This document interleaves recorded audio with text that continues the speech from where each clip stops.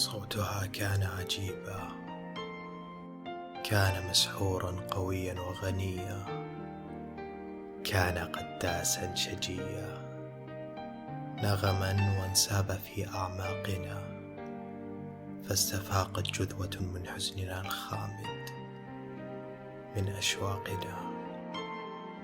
وكما أقبل فجأة صوتها العذب تلاشى وتلاشى، مسلما للريح دفئا، تاركا فينا حنينا وارتعاشا. صوتها طفل أتى أسرتنا حلوا حبيبا، ومضى سرا غريبا.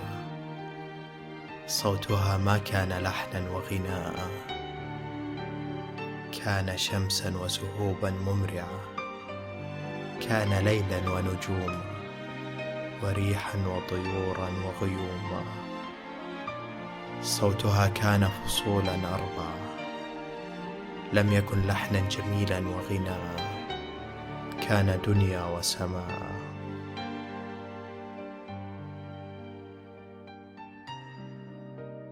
استفقنا ذات فجر، وانتظرنا الطائر المحبوب واللحن الرخيم، وترقبنا طويلا دون جدوى. طائر الفردوس قد مد إلى الغيب جناحا، والنشيد الساحر المسحور راحا.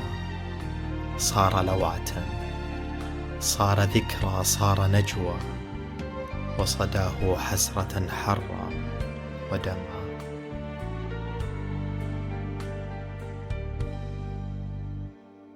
نحن من بعدك شوق ليس يهدى، وعيون سهد ترنو وتندى، ونداء حرق الآفاق ابتهالات ووجدا.